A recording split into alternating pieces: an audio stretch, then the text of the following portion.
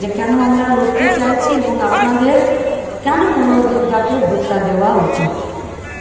কিন্তু এত দেরি হলো কেন? কারণ দিদি নম্বর ওয়ানে যিনি ভোটে দাঁড়িয়েছেন তার বদান্যতায় দুধ এমন ফেটেছে আর ছিঁড়েছে যে দিদি রোজ সেলাই করতে আসছে।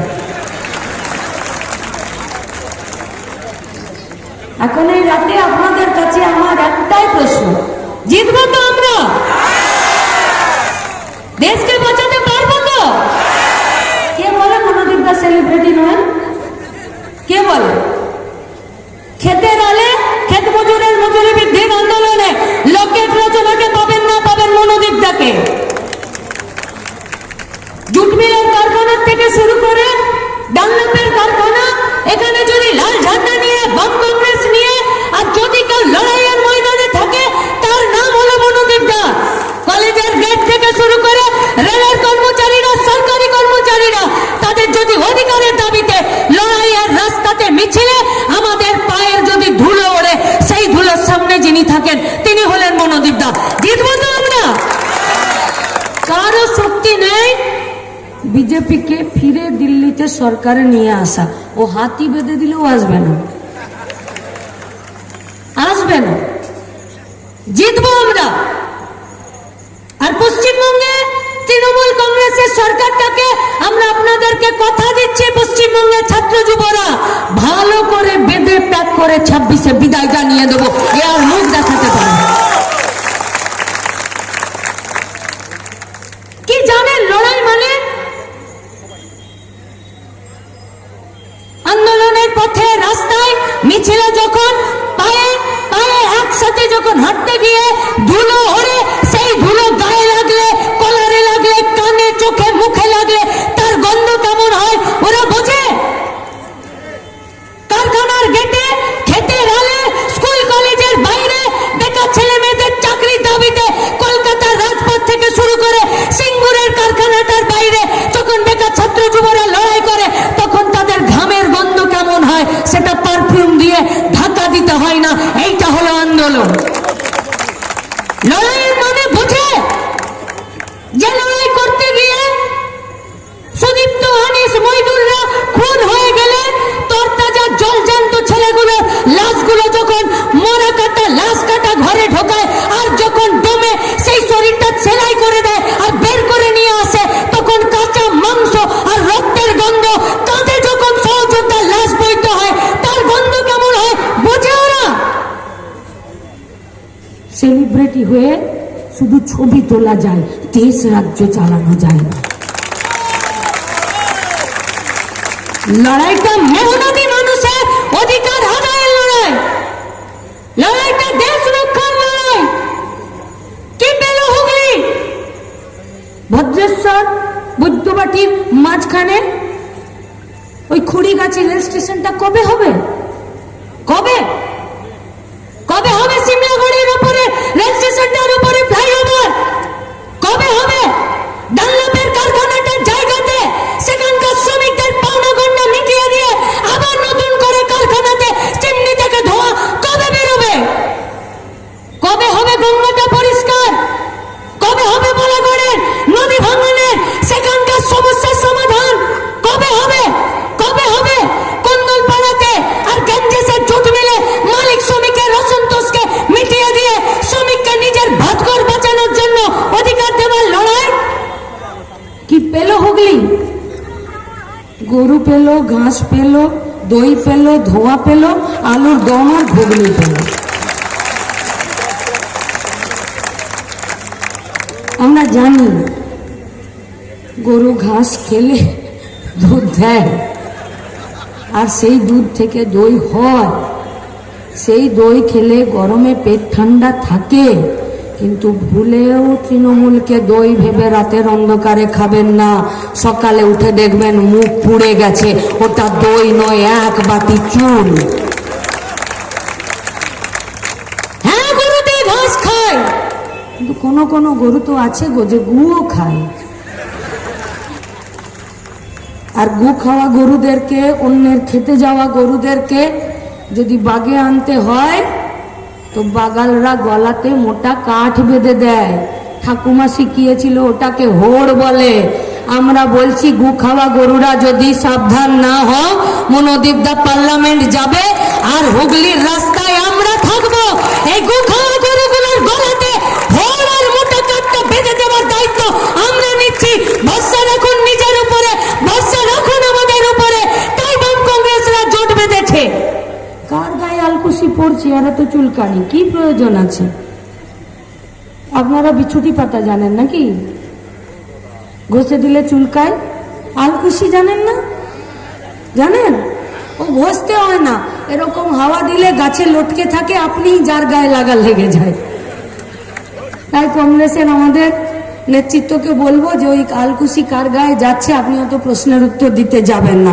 বস্তি মে জব আগ লগতা হ্যায় তব পড়োসি হি বাঁচানে কে লিয়ে আজকে গোটা দেশে লাল ঝান্ডা আর তিরঙ্গা ঝান্ডা একসাথে এসেছে, আমরা হাত বাড়াচ্ছি। যারা তৃণমূল বিজেপি ভয়ে ভয়ে করছেন, এখন একটা মেসেজ এলো, বলেছে গোষ্ঠীর সব মেয়েরা দিদির মিছিলে যাবে, নইলে লোন স্যাংশন হবে না। আমরা বলছি যদি ভয়ে আসতে পারছো না ভাই, আমাদের মাঠে ওই দিকেই ভয়ে থাকো, ভোটটা দিয়ে দিও, 24 তারিখে লাল আবির খেলতে চলে আসবে, সেদিনকার ভয় থাকবে না। থাকবে না ভয় সেদিনকে। কেন লড়ছি আমরা? কিসের জন্য? দেশ বাঁচানোর জন্য। কেন হঠাৎ করে দেশে কি হয়ে গেল যে দেশকে বাঁচাতে হবে, দেশের সংবিধানকে বাঁচাতে হবে, দেশের গণতন্ত্র ডেমোক্রেসি আর সেকুলারিজমকে বাঁচাতে হবে? কারণ যারা দেশ চালাচ্ছে তারা আজকে সংবিধানের বইয়ের জায়গায় মনুবাদ রেখে দিতে চাইছে। আর মনুবাদে মিতালি কুমারদেরকে মঞ্চে বসতে তাদেরকে আদেশ দিচ্ছে না, তাদেরকে অনুমতি দিচ্ছে না, বলছে তোমাদের 3টে জায়গা, হয় ঠাকুর ঘর, নইলে আতুর ঘর, নইলে রান্নাঘর। বহু কষ্টে আতুর ঘর থেকে বেরিয়েছি, তুমি চাইলেই আমি ঢুকবো না, সমানে সমানে লড়াই হবে। তোমার যত দম আছে তুমি রাস্তায় থাকো, আর আমাদের যতটা जुनून और जज्बा है उसको लेकर हम लोग भी रास्ते पर रहेंगे। हम लोग भी देखना चाहते हैं এই ভারতের এই পশ্চিমবঙ্গের মায়েদের বুকের পাটা বেশি না এখানকার কুলাঙ্গার বেটাদের পাটা বেশি। লড়াইটা হবে। কি দেখছে গোটা দেশের লোক? ব্যাগগুলো মার্চ হয়ে গেল, রেলটার ঘটি বাটি উল্টে দিচ্ছে, পোস্টালটাকে বন্ধ করে দিল, প্রতিরক্ষাতে নতুন করে লোক নিয়োগ করবে না, যা আইন ছিল সেই আইনগুলোকে প্রতিদিন পাল্টে দিচ্ছে বিজেপি সরকার। লাস্ট 10টা বছরে এমনও দিন গেছে যে দুদিনে 15টা বিল পাস করেছে আর 6 মিনিটে 18টা বিল পাস করেছে। ইতনা क्या জলদি পড় গয়া? ও তো তৃণমূলের এমপিদের প্রয়োজন পড়ে গো, তোমরা যেদিনকে বিল পাস করো সেদিন ওদের বাথরুম পেয়ে যায় একসাথে। তোমাদের কি এত তাড়া ছিল যে 6 মিনিটে 18টা বিল পাস করতে হবে? কারণ এই দেশটাকে আম্বানি আদানিদের কাছে বেচে দিতে হবে, এই দেশটাকে কর্পোরেটের কাছে বেচে দিতে হবে। ইউএপিএ আইনে প্রবীর পুরো কায়স্থকে ধরে রেখেছিল নিউজ ক্লিকে। দেশে যতদিন সংবিধান থাকবে, যারা এই সংবিধানকে ভাঙার চেষ্টা করবে সংবিধান অনুযায়ী তাদেরকেও রক্ষা করার কাজ করে যায়। এটাই আমাদের সংবিধানের সর্বোচ্চ আর মর্যাদাপূর্ণ কাজ। তাই প্রবীর পুরো কায়স্থকে এই সুপ্রিম কোর্ট, এই বিচার ব্যবস্থা, এই সংবিধান তাকেও জেল থেকে বের করে নিয়ে এসেছে আর পরিষ্কার করে বলেছে যে তোমাদের এফআইআর, তোমরা যা বলেছ, তোমরা যেভাবে তাকে জেলবন্দি করে রেখেছো, সবকটা অন্যায়। কিন্তু এটা কি শুধু না, তো ডাবলকার পানসারে কালবুর্গি গৌরী লঙ্কেশোদেরকে খুন করে দিয়েছে। এ গোটা দেশের পরিবেশ কর্মী, সামাজিক সুরক্ষাতে যারা কাজ করে, যারা সামাজিক কর্মী, যারা মানবাধিকার কর্মী, যারা কবি, যারা সাহিত্যিক, যারা বামপন্থী, যারা দেশের সঙ্গে কাজ করতে চায়, দেশের মানুষের জন্য কাজ করতে চায়, যারা জাতপাতের বিরোধিতায় কাজ করতে চায়, যারা দেশের সম্পত্তিকে বাঁচাতে কাজ করতে চায়, আজকে তাদের সবাইকে তো এই আইনে নিয়ে চলে যেতে চাইছে জেলের ভেতরে। তাই তো আমরা দেশ বাঁচানোর কথা বলছি। ये कौन सा देश का तस्वीर आज हम लोगों के सामने ये लोग रखना चाहते हैं, जिस देश में শুধুমাত্র বাইরের দেশে তৈরি হবে মাল আর আমার এখানে গঙ্গার দুপারে লজিস্টিক হাব হবে। ঠিক সেরকমই যেমন আজকে গোটা পশ্চিমবঙ্গটা সস্তায় লেবার সাপ্লাইয়ের জায়গা হয়েছে। কাছের মানুষ হওয়া খুব বিপদের। सबका साथ सबका विकास बोल के ये लोग जो बात करना चाहते हैं उसमें बड़ा ही विपदा है। बड़ा ही बेवटा। জেলে একটা লোক ছিল, সে কয়েদি, তার ফাঁসির আদেশ হয়েছে। পুলিশ এসে বলল, শোনো কালকে তুমি সকাল সকাল রেডি থাকবে, তোমার ফাঁসি হবে। বললো বলো কি গো, আমার তো 1 মাস পরে ফাঁসি। বললো জেলার তোমার গায়ের লোক বলেছে তোমার কাজটা আগে করে দিতে হবে।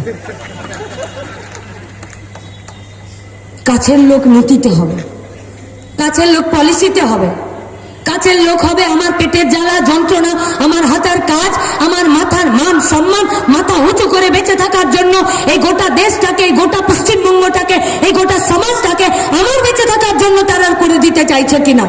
ये कौन सा देश का तस्वीर वो लोग रखना चाहते हैं जिस देश में তুমি ইলেকট্রাল বন্ডের নামে নিজের পকেটটা গরম করবে আর আমার ওষুধের দাম বেড়ে যাবে। যে ইলেকট্রাল বন্ডের নামে তুমি তোমার পকেটের টাকা ভরবে আর গোটা দেশের কর্পোরেট সেক্টর দাপিয়ে তাদের ঘোড়াগুলো আমাদের সমস্ত কর্মসংস্থানের জায়গায় তারা দৌড়িয়ে দেবে। কোন দেশটার কথা বলতে চাইছো? যে দেশে প্রত্যেক দিন মানুষ দুবেলা খেতে পায় না, সে দেশে প্রধানমন্ত্রীর 8,000 টাকার একটা জেট প্ল্যান থাকে আর সারা বছরে 1600 কোটি টাকা শুধুমাত্র বিদেশ সফরে ঘোরাতে যায়। কোন দেশের কথা আমাদের কাছে নিয়ে আসতে চাইছেন? যে দেশে মণিপুরে আমাদের মাদেরকে ন্যাংটো করে হাঁটায় আর জাঙ্গি পাড়াতে বিজেপির নেতারা চলে যায় আর দুটো বাচ্চার মাকে বলে আসে ভোটে জিততে দে, তারপরে তোকে কেমন তুলে নিয়ে যেতে হয় আমরা বলবো। লোকেশ চ্যাটার্জিকে জিজ্ঞেস করতে চাইছি, জান মোদীকে যদি বুকের পাটা আছে জিজ্ঞেস করে আসুন, দিলীপ ঘোষকে যদি বুকের পাটা আছে জিজ্ঞেস করে আসুন। বিজেপির পার্টিটা জিতে গেলে দুটো বাচ্চার মাকে বাড়ি থেকে তুলে নিয়ে যাবে লাইসেন্স পাওয়া যায়। এখন রাজনীতিতে, এখন সমাজে, এখন আইনের শাসনে, এখন প্রশাসনিক জায়গাতে নিয়ে যেতে চাইছেন আপনারা, কেন ভয় দেখাচ্ছেন? को भी वो लोग डराना चाहते हैं। इस बार देखना है ওদের ভয় যেতে নাকি আমাদের ভয় যেতে। আমরা আপনাদেরকে কথা দিচ্ছি আমাদের ভয় জিতবে না, ওদের ভয়টা জিতে যাবে। ওদেরকে ভয় পেতে হবে, ওদেরকে এই দেশ আর এই রাজ্য ছেড়ে যেতে হবে। আর তার জন্যই লড়াইটা। কে বলে জিনিসপত্রের দাম কমবে না? আমরা বলছি বাম কংগ্রেস, আমরা বলছি লাল ঝান্ডা, জিনিসপত্রের দাম কমবে। দায়িত্ব নেবার জায়গায় মনোদীপ দ্বারা যাবে পার্লামেন্টের ভেতরে, পাড়ার কথা যেদিনকে পার্লামেন্টে পৌঁছাবে যে সেদিন জিনিসের দাম কমবে। ইলেকট্রিক বিলের দাম তোমরা বাড়ালে 9 টাকা 22 পয়সা পার ইউনিট করলে, তোমরা জিনিসপত্রের দাম বাড়ালে, তোমরা ওষুধের দাম বাড়ালে, তোমরা হীরাতে জিএসটি কমালে, তোমরা কাগজ কলমে জিএসটি বাড়ালে, তোমরা পেট্রোলে जीएसटी दिले ना, किंतु तुमरा नर्सिंग होम बेडे और ऑक्सीजन सिलेंडर जीएसटी दिए दिले। यहाँ तक कि मूड़ी में भी ये लोग जीएसटी डाल दिया, लेकिन पेट्रोल और डीजल में जीएसटी नहीं डाला है। বাম কংগ্রেসের সরকার হবে, এনডিএ গভর্নমেন্ট, ইন্ডিয়ার গভর্নমেন্ট হবে, আর সেই সরকারের প্রথম কাজ থাকবে যে আম্বানি আদানিদের পকেট গরম করার জন্য যে পেট্রোল ডিজেলটা আজকে 45 টাকায় পাওয়ার কথা, সেই পেট্রোল ডিজেলটা তোমরা তোমাদের বাবার সম্পত্তি বলে 105 টাকায় দেশের আর রাজ্যের পেট্রোল পাম্প থেকে বিক্রি করছো। সেটা 45 টাকাতে নিয়ে আসার দায়িত্ব আমাদের রইল। আর যে টাকাটা ওখান থেকে বাঁচবে সে টাকাতে ভর্তুকি দেবে দিয়েছে লাল ঝান্ডা পশ্চিমবঙ্গের মাটিতে। কে বলে যায়নি? এই আজকালকার মিডিয়া, যারা ইতিহাস জানে না, এই আজকালকার মিডিয়া, যারা টিভিতে, আচ্ছা শুনে নিন, এরা টিভিতে যেগুলো দেখে সেগুলো সিরিয়াল, ওগুলোকে সিরিয়াসলি নেবেন না, নেবেন না সিরিয়াসলি, কারণ ওরাও শ্রমিক, বেচারাদের কিচ্ছু করার নেই। আর এই পরিযায়ী এবং কন্ট্রাকচুয়ালের যুগে কে নিজের মালিককে চটাতে চাই বলুন? দানা পানি বন্ধ হয়ে যাবে, তাই ওদের উপরে রাগ নয়। কিন্তু টিভির পর্দায় ভোট হবে না, হবে না টিভির পর্দায় ভোট, ভোট হবে না খবরের কাগজে, ভোট হবে না এত উঁচু মঞ্চ তৈরি করে সামনে ক্যামেরা থেকে দুটো মাইক্রোফোন থেকে এখানে আমাদের কথা লাইভ করে নিয়ে চারদিক থেকে আলো আমাদের মুখে রেখে আর এখানে চারিদিকে চেনফ্লাগার ঝান্ডা লাগিয়ে ভোট হবে না। ভোট হবে কোমরের দমে, ভোট হবে বুকের পাটায়, ভোট হবে বুথে আমাদের কর্মীদের জান কবল লড়াইয়ে। আর সেই লড়াইয়ে আপনারা থাকবেন, এটা আমাদের বিশ্বাস। কারণ এই পার্টি আমাদেরকে ভরসার বিশ্বাস করতে শিখিয়েছে, এই পার্টি আমাদের আত্মবিশ্বাসী হতে শিখিয়েছে, এই পার্টি লড়তে শিখিয়েছে, এই পার্টি মাথা ফাটতে যেমন শিখিয়েছে মাথা ফাটাতেও শিখিয়েছে যদি প্রয়োজন পড়ে। এই পার্টি শিখিয়েছে যে সহযোদ্ধার লাশকে কাঁধে নেবার জন্য যদি কাঁধ চওড়া করতে হয় তাহলে দায়িত্ব নেবার জন্য শুধু কাঁধ নয়, মাথাটাকেও পরিষ্কার করতে হয়। তাই ভরসা রাখুন নিজের প্রতি, ভরসা রাখুন পার্টির প্রতি। 2024-এর পরে পুরো পশ্চিমবঙ্গের আর দেশের নকশা পাল্টে যাবে। রাস্তায় থাকবে পশ্চিমবঙ্গের মেহনতি মানুষেরা, গোটা ভারতবর্ষের খেটে খাওয়া মেহনতি মানুষেরা, আর পার্লামেন্টের ভেতরে দীপশিতারা থাকবে, বিপ্লবরা থাকবে, মনোদীপরা থাকবে। লড়াই হবে সমানে সমানে।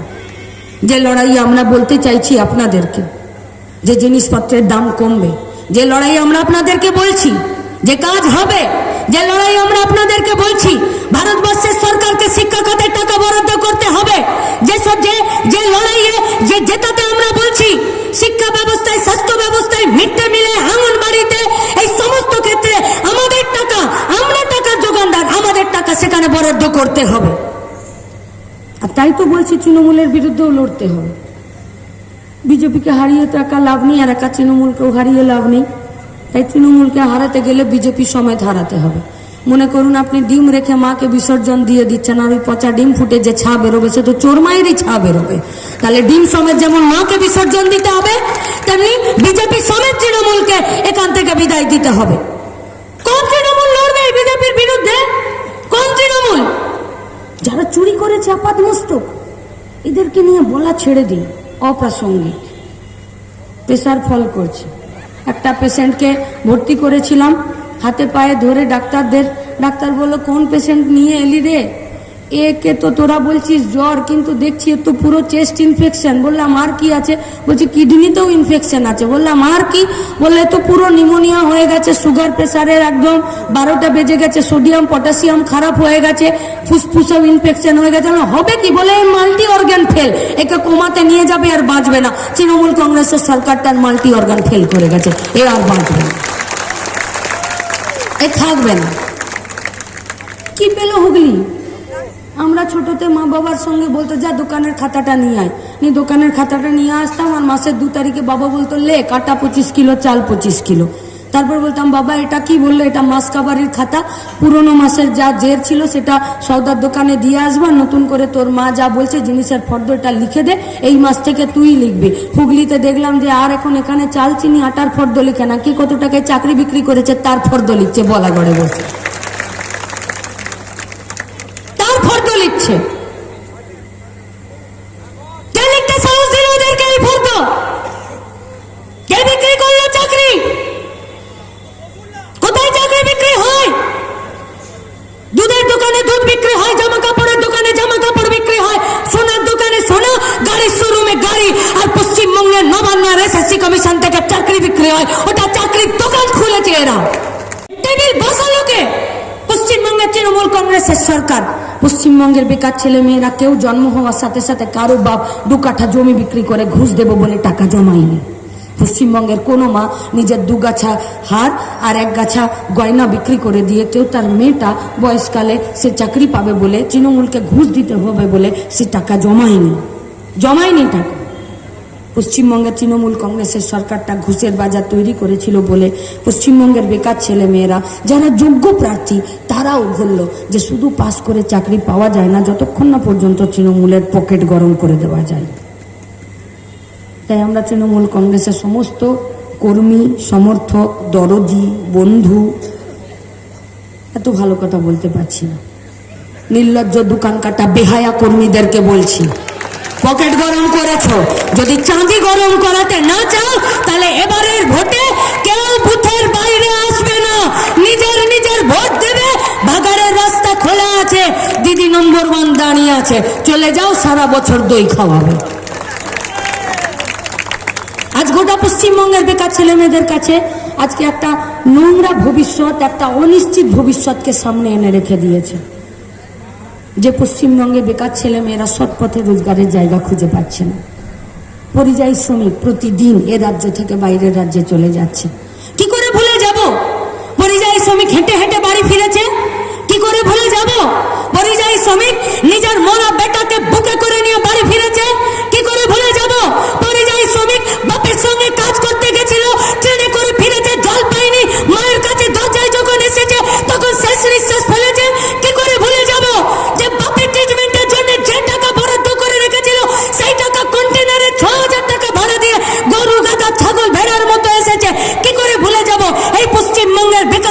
ছেলেরা আজকে উইদাউট টিকিটে, ওয়েটিং লিস্টে, উইদাউট রিজার্ভেশনে টিকিট করে কেটে নিয়ে ট্রেনে চেপে আজকে যারা দক্ষিণের রাজ্যে চলে যায়, তারা যখন বাড়িতে ফেরে তারা কেউ দু পায়ে ফেরে না, বেশিরভাগটা তারা আজকে কফিনে ফিরছে। কি করে ভুলে যাব? কি করে ভুলে যাব? এই গোটা পশ্চিমবঙ্গে তোমরা যতবার আমাদের সঙ্গে কেউ দুষ্কর্ম করেছে বলেছ এটা সাজানো ঘটনা। কি করে ভুলে যাব? যতবার আমাদের মানহানি হয়েছে তোমরা ততবার বলেছ আমাদের নাকি জামা কাপড় ঠিক নেই। কি করে ভুলে যাব? যতদিন আমরা থানাতে গেছি এফআইআর করতে, তোমরা আমাদের দিকে আঙুল তুলে বলেছ তোদের চরিত্রের ঠিক নেই। কি করে ভুলে যাব?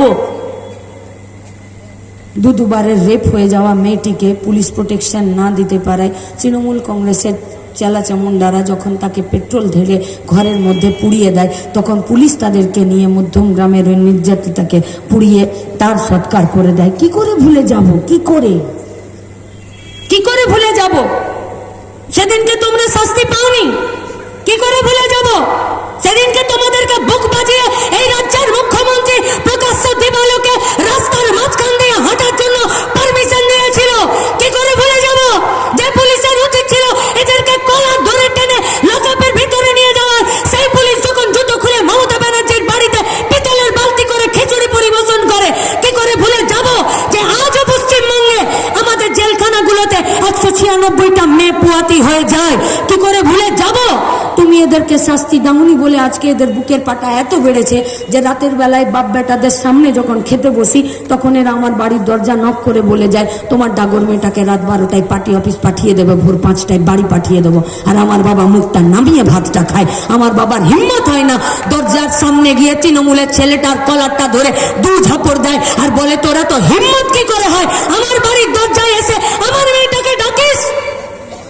আজকে এই পরিবেশের ডিমোশন হয়েছে, যেমন ঘুষের রাজত্ব তৈরি হয়েছে, যেমন পরিযায়ী শ্রমিকরা এই রাজ্যে খেটে দুবেলা পেট পুড়ে খেতে পায় না, তার যেমন ডিমোশন হয়েছে পরিবেশের, ঠিক সেরকম পরিবেশের ডিমোশন হয়েছে আমাদের মান সম্মানের। তাই আমরা মাথা উঁচু করে বলছি, जब तक लाल झंडे का सरकार था तब तक कोई माई का लाल का हिम्मत नहीं था हम लोगों का घर का बहू बेटियों की तरफ आंख उठा के देखने का। লাল ঝান্ডা যায় মানুষের পাশে থাকতে।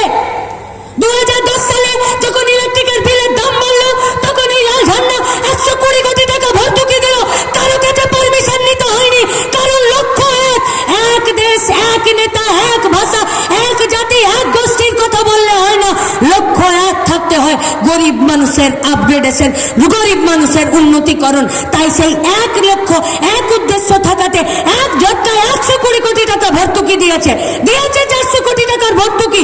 কখন? যখন 2010 সালে আলু চাষিরা অতি উৎপাদনের ফলে তাদের আলুর দাম পাচ্ছিল না আর সস্তাতে আলু বিক্রি করে দিচ্ছিল। আলু চাষিদেরকে বাঁচাতে হবে তাই 400 কোটি টাকা দিয়েছিল।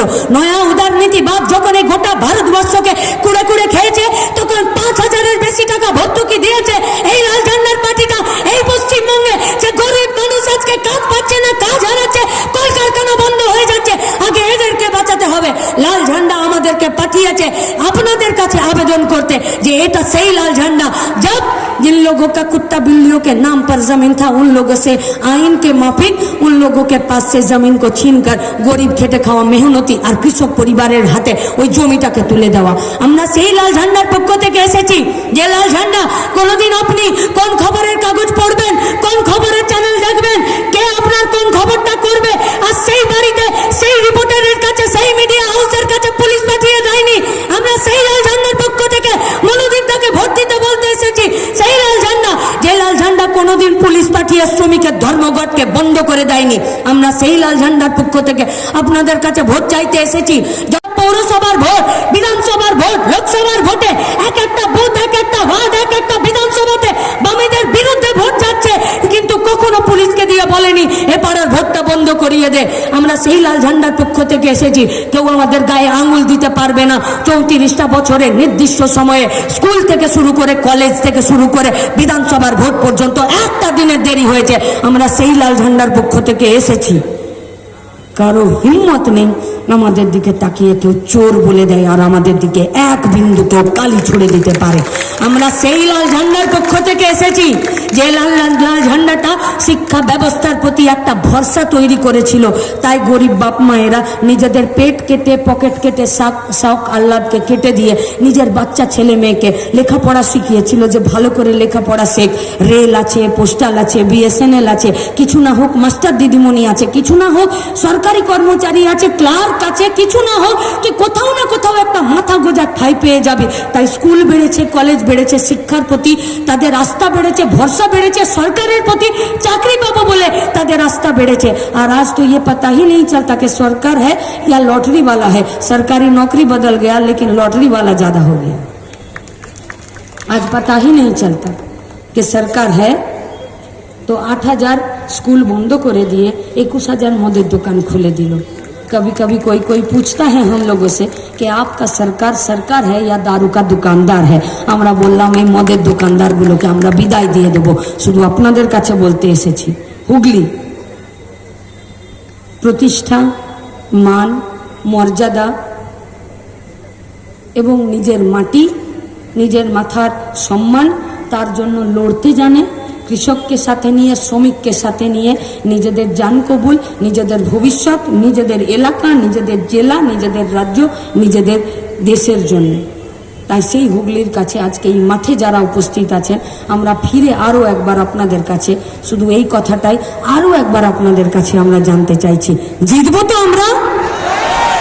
জেতার জন্য মাঝখানের যে 3-4টে দিন আছে, এই 3-4টে দিন আমাদের জায়গা হবে বুথ।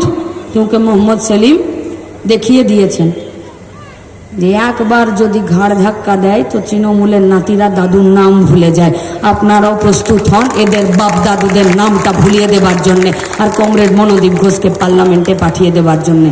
সেই দিনের প্রস্তুতিতে আপনি আমরা প্রত্যেকে লড়াইয়ের ময়দানে রাস্তাতে থেকে এই আন্দোলনে এই প্রস্তুতিতে সামিল থাকবো, এই আশা রেখে আপনাদের প্রত্যেককে ধন্যবাদ জানিয়ে আমার কথা শেষ করছি। ইনকালাব জিন্দাবাদ। আজকে মুখ্যমন্ত্রী মমতা বন্দ্যোপাধ্যায় সভা থেকে বলেছে যে বাংলায় কংগ্রেস এবং সিপিএম হচ্ছে বিজেপির বন্ধু। কি বলবেন? ঘর তো আপনি করেছেন ওদের সাথে। বলছে আমরা ইন্ডিয়া জোটকে এখানে সাপোর্ট করব, কিন্তু এখানে বঙ্গে কিন্তু সিপিএম এবং বিজেপিকে। বাংলায় কথা আছে, টিকটিকির দৌড় বাদারগোড়া, বহুল দৌড়েছেন, বাদারগোড়া পৌঁছেছেন, আবার ফিরে আসছেন। তার এই যাতায়াত নিয়ে আমরা যথেষ্ট সন্দিহান, কিন্তু দেশ বাঁচানোর পক্ষে বিজেপির বিরুদ্ধে এবং পশ্চিমবঙ্গের তৃণমূলের বিরুদ্ধে আমাদের লড়াইটা, বাম কংগ্রেসের লড়াইটা, এটা চলবে এবং এটা ধারাবাহিক। এই লড়াইয়ে কোথাও ছেদ নেই। সেও বললো ইন্ডিয়া জোট জিতবে এবং উনি বাইরে থেকে সাপোর্ট করবেন। আজকে বলছেন, প্রথমে বলছিলেন জোটে আমি আছি, এখন বলছি বাইরে থেকে করবে। এর মানেটা কি? দেখুন, নাট ফেল করে যাচ্ছে তো কখন কি বলছে এখন বলবেন না। 4 তারিখের পর রেস্ট পাবে, দেখবেন ঠিক হয়ে যাবে। আজকে অমিত শাহ এসেছিল শ্রীরামপুরে, সেখানে বলছে লক্ষ্মী ভান্ডার বন্ধ হবে না, বরঞ্চ 100 টাকা করে আমরা বৃদ্ধি করব মহিলাদের হাতে তুলে। আমরা বলছি টুকরো রুটিতে নয়, গোটা রুটির দাবিতে মহিলাদের আন্দোলন চলবে এবং আমরা সেই রুটিটা যাতে নিজেরা রোজগার করতে পারি বাম কংগ্রেসের নেতৃত্বে, সেই লড়াইটা পশ্চিমবঙ্গের মাটিতে, কংগ্রেসের মাটিতেও হবে। আমরা একসাথে সবাই রাজনীতি আন্দোলন, লড়াই আন্দোলন রাস্তায় থেকে করি। তো কোনো কর্মীকে, কোনো নেতাকে, কোনো কর্মীর তাদের হয়তো পছন্দ হয় এবং তাদের সেই পছন্দের ভিতটা হলো রাজনীতি, সেই পছন্দের ভিতটা হলো আদর্শ, সেই পছন্দের ভিতটা হলো রাস্তায় থেকে লড়াইয়ের জেদ। ফলে সেইটা যখন এক জায়গায় থাকে তখন মানুষ মানুষকে ভালোবাসে এবং তারা সেই সব কাজ করে। আমরা তাদের প্রতি ধন্যবাদও জানাচ্ছি এবং বলবো যে এই কালচার থেকে যাতে এটা নেগেটিভ দিকে না গড়িয়ে যায়, আমরা যাতে সবাই নিজেদের মাথাটা পরিষ্কার রেখে দেশ বাঁচানো এবং রাজ্য বাঁচানোর লড়াইয়ে হাতে হাত ধরে থাকতে পারি। একটা মঞ্চ থেকে তার প্রার্থী ছবি নিয়ে কি বলবেন? এটা বিজেপি প্রার্থী। দেখুন, নারদাতেও কিন্তু এই একই ঘটনা ঘটেছিল। সারদাতে সব ছবি মঞ্চে রেখে তারপরে মানুষ সর্বশান্ত হয়েছিল। আজকে যারা এই চটুল রাজনীতিতে মানুষের 100 দিনের কাজ, মানুষের রেশন, মানুষের মিড ডে মিল, মানুষের আঙ্গনবাড়ি, মানুষের শিক্ষা, মানুষের চাকরি, এই সবটাকে বাদ দিয়ে শুধুমাত্র কোনো একটা সিরিয়ালের নাম করে যদি ভোট চায়, তার মানে বুঝে যেতে হবে যে রাজনীতিটা কতটা দেউলিয়া হয়েছে। চারিদিকে দেখা যাচ্ছে যে বামপন্থায় আস্থা ফিরছে নবীনদের, কি বলবেন? নবীন প্রবীণ সবারই আস্থা চিরকাল ছিল। আস্থা ছিল বলেই তৃণমূল পঞ্চায়েতের ভোটে পুলিশকে, বিডিওকে নামিয়ে ভোট করাতে বাধ্য হয়েছে। তার কি আগামী দিনে কি নবীনরা কি বড় ফ্যাক্টর? হবে লোকসভাতে? নবীন প্রবীণ বামপন্থায় চিরকাল ছিল, আজও আছে, চিরকাল থাকবে। যারা ভয় পায় তারা পুলিশ ভিডিওকে নামিয়ে ভোট করায়, তারা কলেজের ভোট বন্ধ করে, তারা পৌরসভার ভোটগুলোকে বাকি রাখে। আসলে তারা জানে মানুষ যদি ভোট দিতে পারে তো তালের গদি চলে যায়।